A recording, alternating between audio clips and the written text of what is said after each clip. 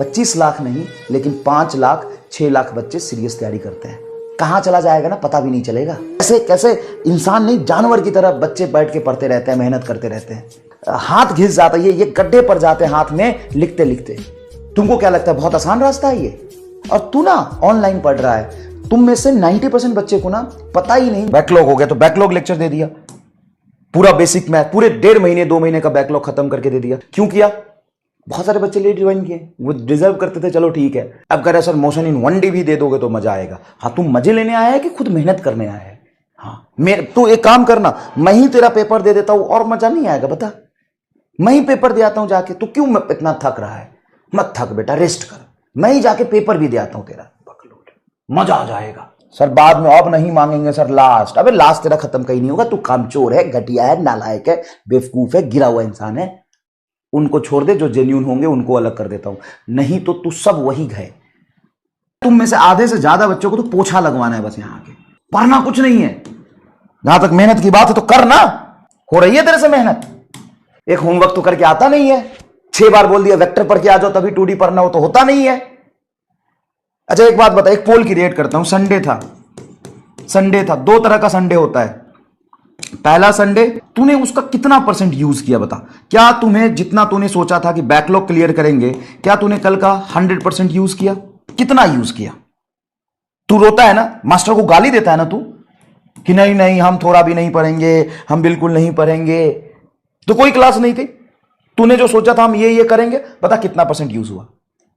17% लोगों ने किया, 45% लोग, 23% लोग, 13% लोग। अब ये जो 17% है जिन्होंने अपना 80 से 100% यूज किया, सिर्फ 17%। बाकी तुम तो बहुत रोते हो, टीचर क्लास नहीं होना चाहिए, ये नहीं होना चाहिए, वो नहीं होना चाहिए, शेड्यूल खराब हो जाता है। कहां गई शेड्यूल? 17% को अगर मैं छोड़ दूं, कहां गया शेड्यूल? 50% यूज किया। इससे बेहतर होता कि नहीं कि मास्टर 1-1.5 घंटे पढ़ा देता कुछ, ताकि मास्टर आता है तो तुम्हें भी दबाव रहता है, यार आया है मास्टर तो 2 घंटे इसके साथ अब बैठना पड़ेगा, मेहनत करनी पड़ेगी। अगर मास्टर 2 घंटे, सुन मेरी बात सुन, बात करता हूं मैं, सुन ना तुम, सुन। संडे को रिवीजन नहीं होता, रोज टाइम निकाल के जो रिवीजन करेगा वही सेलेक्ट होगा।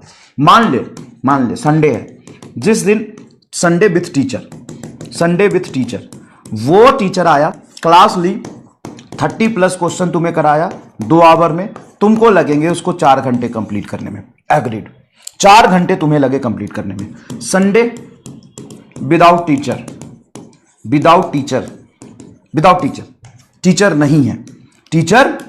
नहीं है अवेलेबल। अब तू बता 4 घंटे में तू कितने क्वेश्चन करता है, कितने कंसेप्ट सीखता है बता।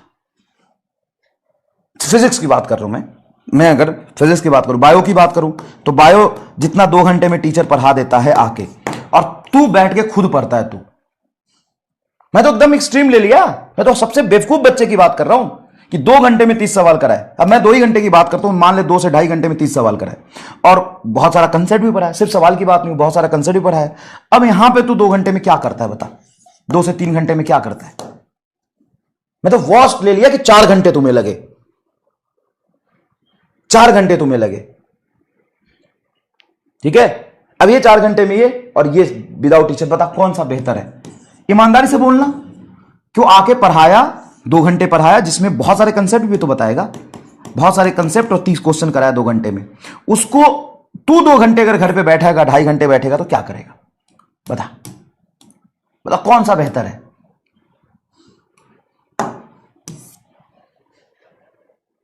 सर सिर्फ टीचर ही पढ़ाएगा तो हम कब पढ़ेंगे? दिन में क्लास के बाद? सर शाम तक तो क्लास होती, तो रात में 4 घंटे पर खुद निकाल समय।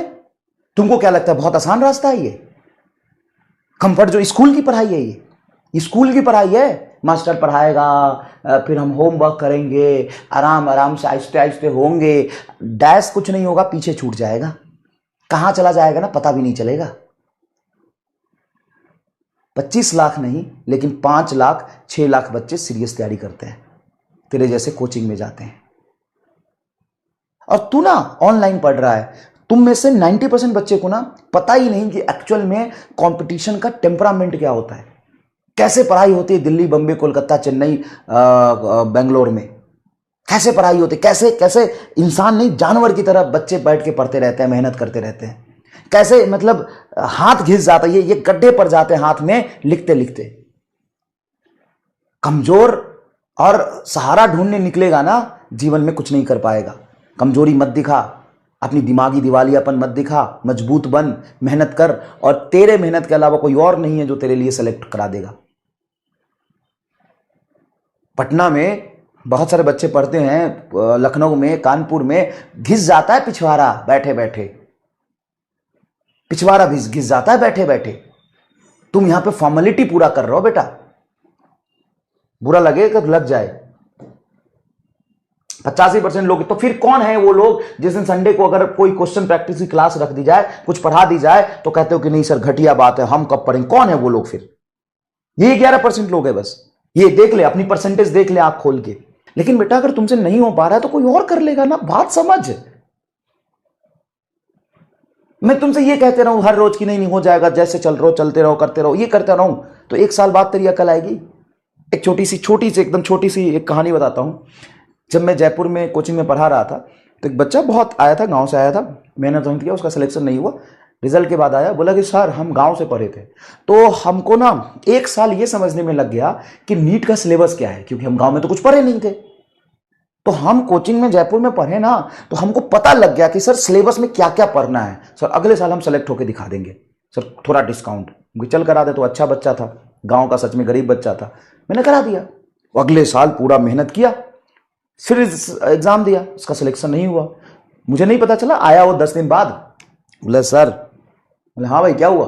सर इस बार नहीं हुआ। सर इस बार पता है सर, ये तो पता चल गया था कि पढ़ना क्या है, सिलेबस पता था सर, लेकिन उसको पढ़ना कैसे यही भूल गया सर।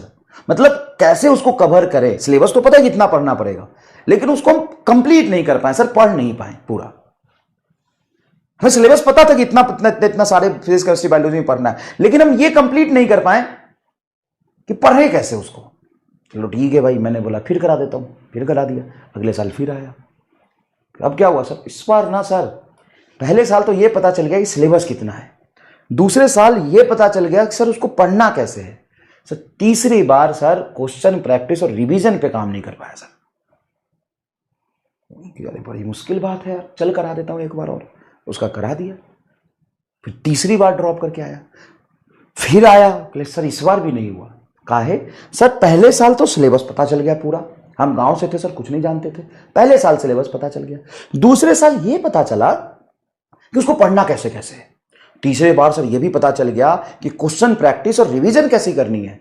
सर चौथे बार टेस्ट से मात खा गए सर, घर पे तो सब कर लिए, टेस्ट छूट गया सर। तो टेस्ट नहीं दे पाए ना, उस चक्कर में रह गया। तो हम कहा अब एक बार और करेंगे सर, छोड़ेंगे तो नहीं सर, करेंगे। एक बार और करा दिया, टेस्ट भी दिया। आज वो पढ़ रहा है झालावाड़ मेडिकल कॉलेज में, और वो ऐसा बच्चा था जिसको देख के सब कहते थे इसका तो हो ही नहीं सकता सिलेक्शन, अगर ये डॉक्टर बन जाएगा तो पता नहीं कोई भी बन सकता है। राजस्थान में है ना झालावाड़, शायद मैं सही कह रहा हूँ, भूल गया, ये 2016 की बात है, 2016 की बात है, 15-16 की बात। तो मैं आपसे ये कह रहा हूं कि जो अकल आपको 4 साल में आ रही है वो पहले साल में क्यों नहीं आ रही है? पहले साल में क्यों नहीं आ रही है वो अकल?